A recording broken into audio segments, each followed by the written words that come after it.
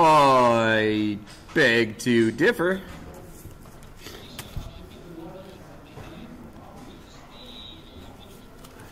Yeah, maximum overdrive.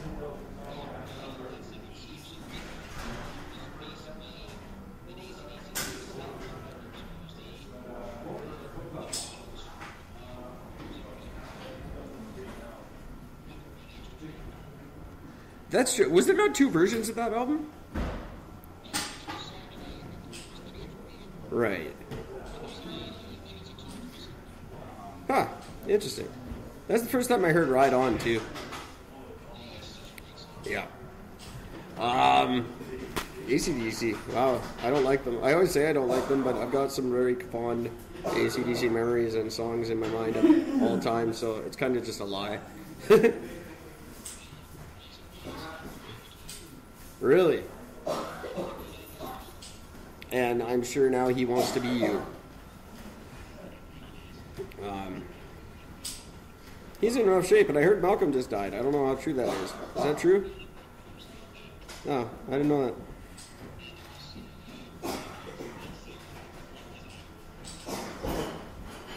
Yeah, well, there was rumor about Axl taking his spot, and then I heard when he heard that, he fixed himself and came out of retirement.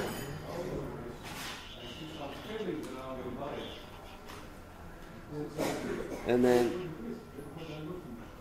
it's kind of the way I heard the story was that basically he heard that Axl Rose was taking his spot. And he was like, "Hell no, that's not happening," and he came out of retirement, which is cool. I like that.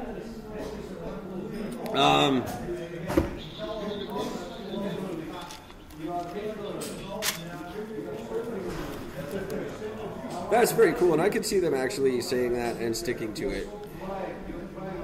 Because they put on a hell of a show. They're not in the best of shape. They could all die if they tour much more. I'm sure they're not like the Rolling Stones where they go and they have like a whole team of doctors and staff and and an oxygen bar and a hyperbaric chamber and all this shit that they tour with to make it so that Mick can stand there for 45 minutes and get his $11 billion.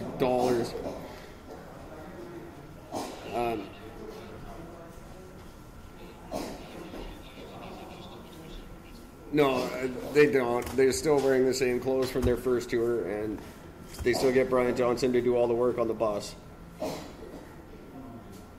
He's a big car guy. That's why I say that. So I don't know that that's cool true. Story, bro. Oh, cool. Yeah, they're good. They're good. They're all right. They're not bad. They're bass player. Who's the bass player?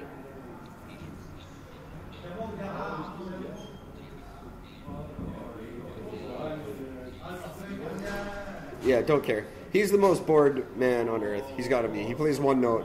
In 35 years, he's played one note.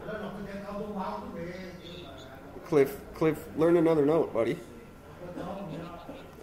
Every single song is the same thing. Every bit, do. That's it. Every song, exact same bass line.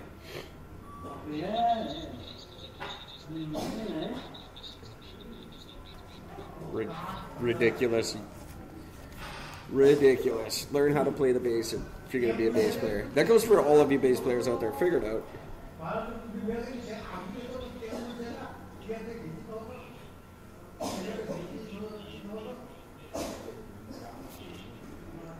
Yeah.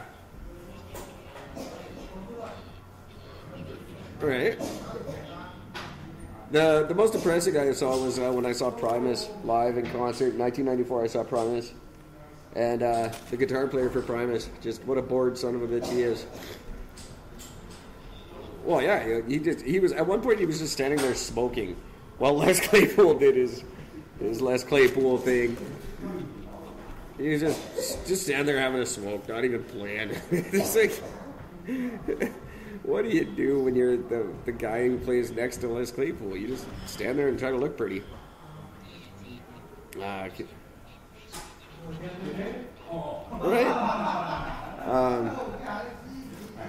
Not taking anything away from him. He's a great guitar player. You were asking, Gord, about music and new music. I forget what your question was. Something about new music.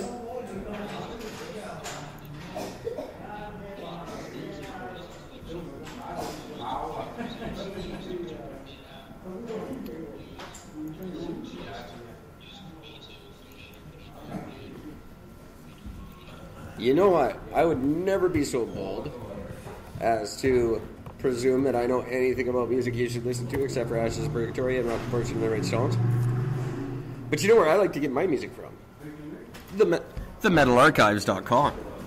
Metalarchives.com, very simple site you can go to and get all the latest happenings in metal, including reviews by my very good friend Eric. I said I'd give him a shout out on the show. He's one of 5 Erics that I now know and hang out with, including myself. He does reviews of new metal every week on this website. He doesn't pull any punches. Some of them are pretty brutal. But he's always got his finger on the pulse of what's happening in metal all around the world. And I value his opinion very much, and he likes some good music. So you can check out his reviews. He does reviews of new music, old music, everything you can think of, and they're all very good, very intelligent, very well written, not very funny. He's kind of autistic, I think. He has no sense of humor at all. But very interesting stuff anyway. So if you're looking for new metal to listen to, that's where you do it.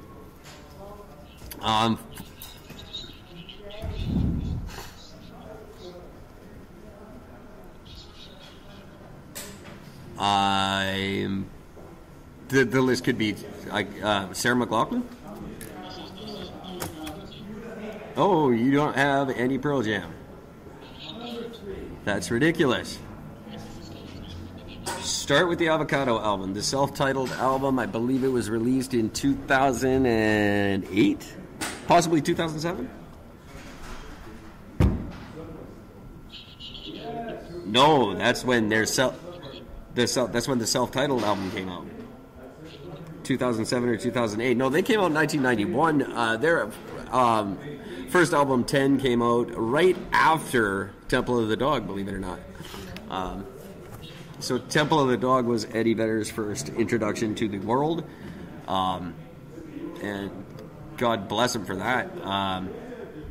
But no, they put out a self-titled album. I want to say 2007. It's by far, if you've never heard them before, I'd say start with that, and you'll be a fan for life.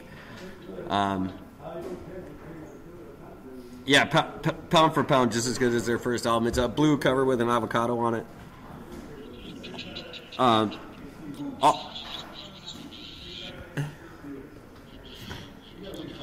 It's possible. No, but it could have been. I'll go with that. But it's really, really, really good record. Worldwide Suicide was the big single from that one.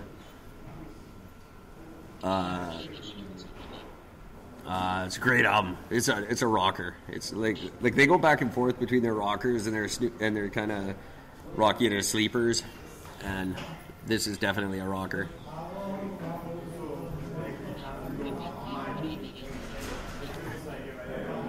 You will not put Nirvana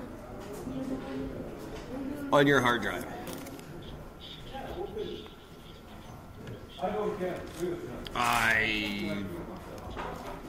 Well, to each his own, I suppose.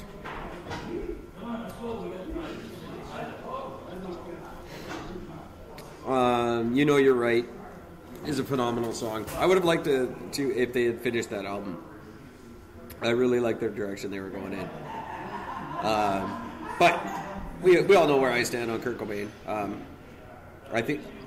I don't wish that on anyone, but I think he was on his way out musically. I don't think he was the Lennon-esque character people want him to be. I don't think he would have had that last John Lennon kind of moment. And nor was Courtney Love ever in no way a Yoko figure. It's an untitled album. It's a self-titled album. Was it that? I thought it was 7. Well, I apologize. I said I was off by a year. They only put out, what? How many albums do they have now? My God.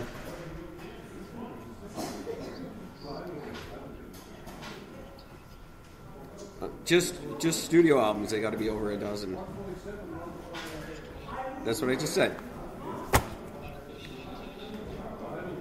Which theirs was the seminal Unplugged. Theirs was the Unplugged to beat all.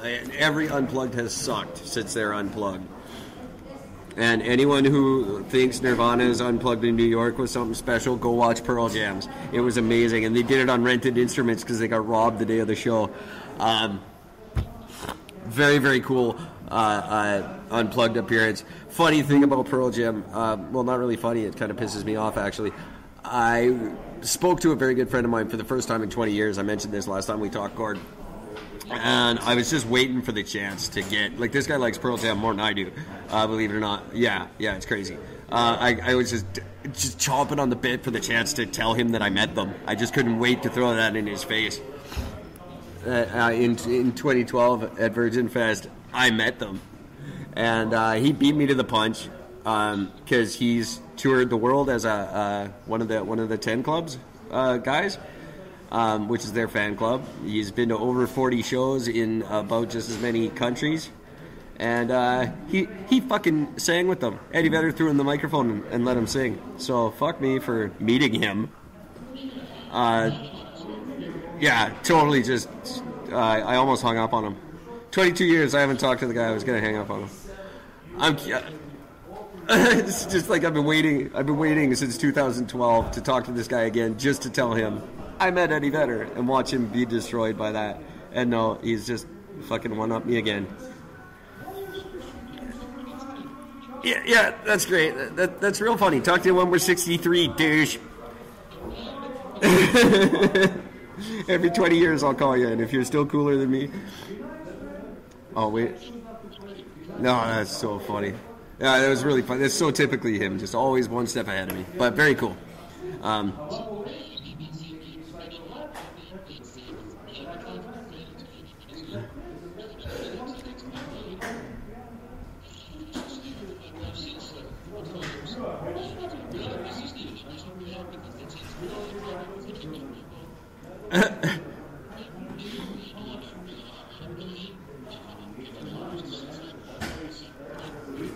Yeah, exactly.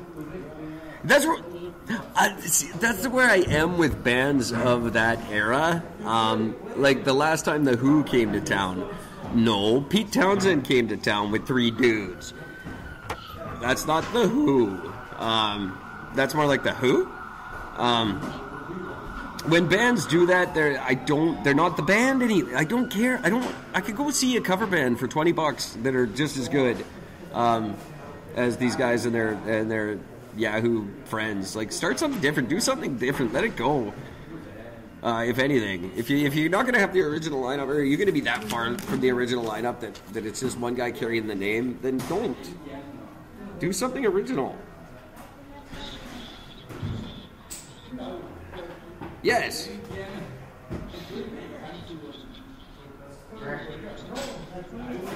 Right.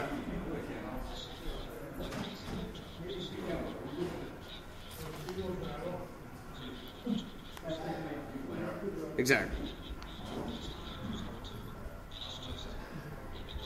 Right. How? See, and that's the other thing. No, you don't do that. If you're, well, I guess David Gilmour can do it. But it's, it's like, it's.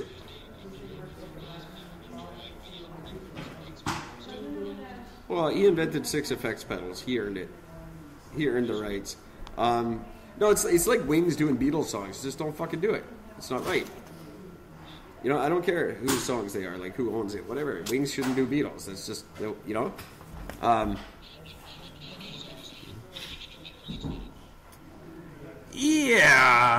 Yeah, that's okay. Paul McCartney on his... Oh, you're just saying that because you went to that concert. Oh, I thought it was you. Someone I know did. Said it was life-changing. I thought that was you. Doesn't matter. Bands don't do that. It'd be like if Jason Newsted started a band and did a bunch of Metallica songs. Like, no, it's just don't. It's not right. I think it's not right.